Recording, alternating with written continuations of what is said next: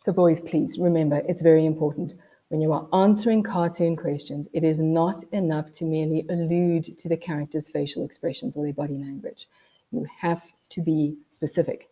So you've got to think of visual literacy a little bit like maths. You have to show you're working. You can't just give an answer, draw a conclusion about what they're experiencing. You have to show the steps. How did you get there? So here's an example. We've got this little guy who is freezing. And if you were asked about that and about the clues that helped you to draw that conclusion, you need to list them and you need to be very specific. So, don't know why it says and icicles, but here's icicles hanging from his body. There are movement lines showing us that he is shivering. He is hugging himself to try and keep warm. His eyes are wide open and his eyebrows are raised in the middle, showing distress.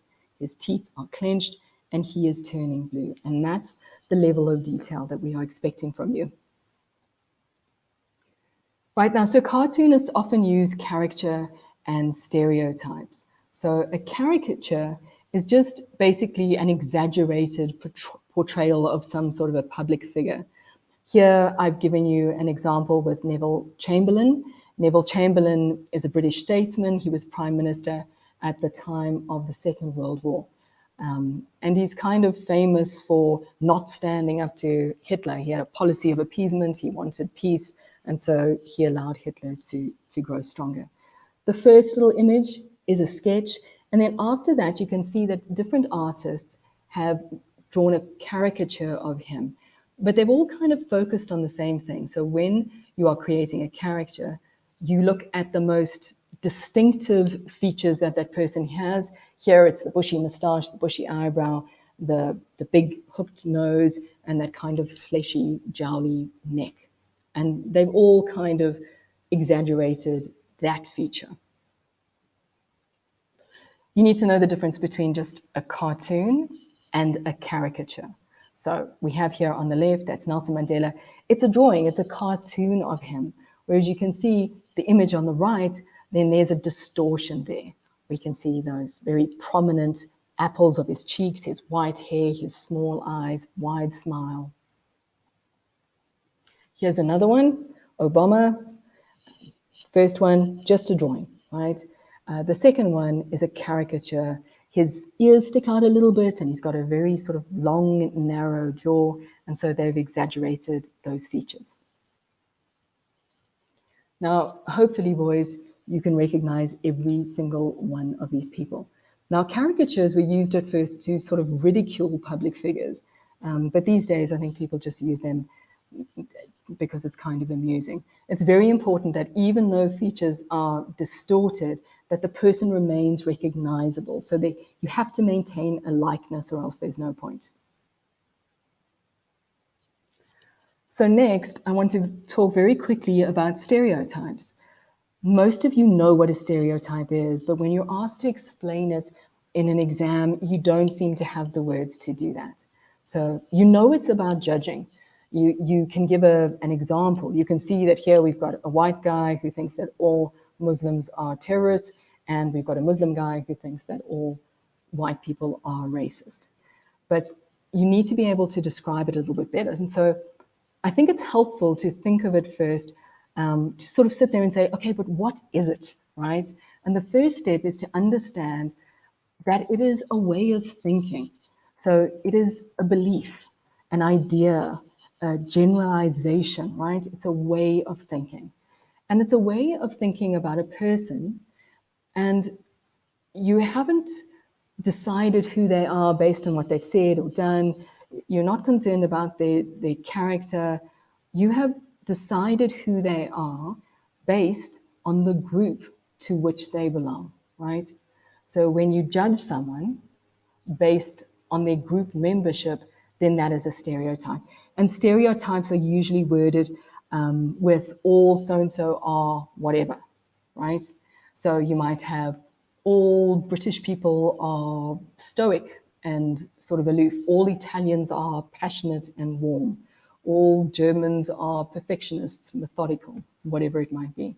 Most of the stereotypes we come across are offensive, stereotypes based on gender or race or ethnicity, religion. They can be offensive. Here I've given you some tame examples, we've got doctors that are being stereotyped, and the joke here is that all doctors have such poor handwriting that we can't read their prescriptions. It also looks like this cartoonist thinks all doctors are men and middle-aged men with glasses. Here, another example. This is stereotyping the different generations, right? The boomers versus the millennials. Now, I've deliberately kind of avoided the hard-hitting stereotypes because, like I said, they're offensive.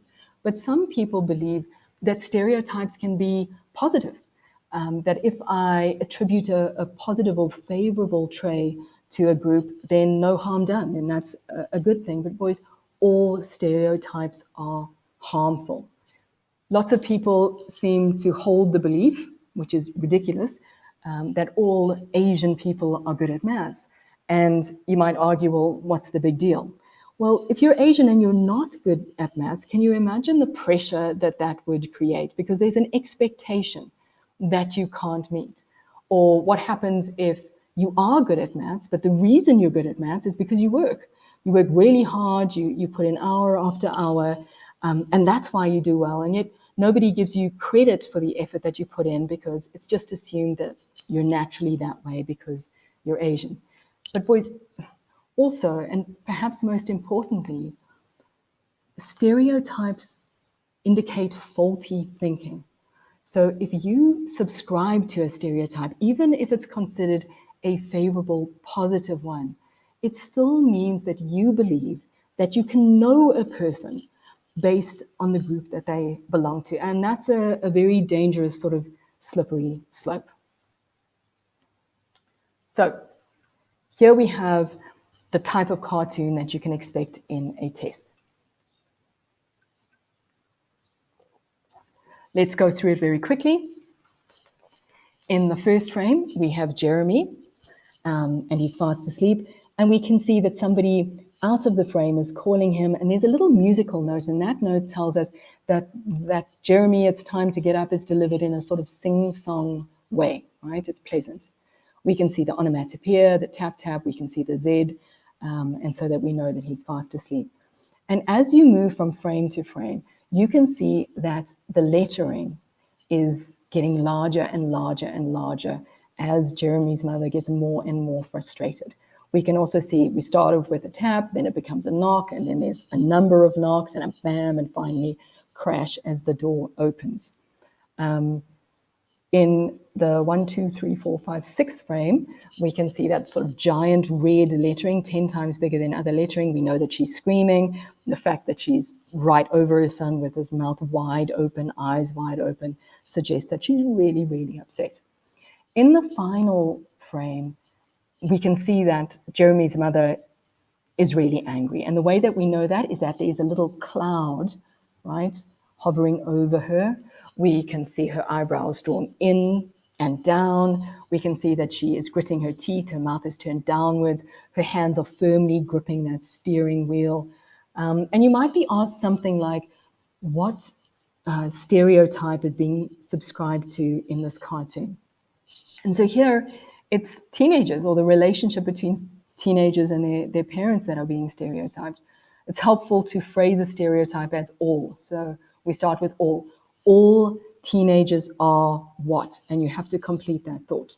So all teenagers are lazy. All teenagers sleep half their life away.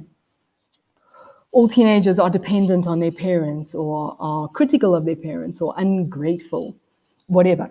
But you start with all, and it's all teenagers are this way. So boys, that's it. We've come to the end of the presentation. I hope you've enjoyed it.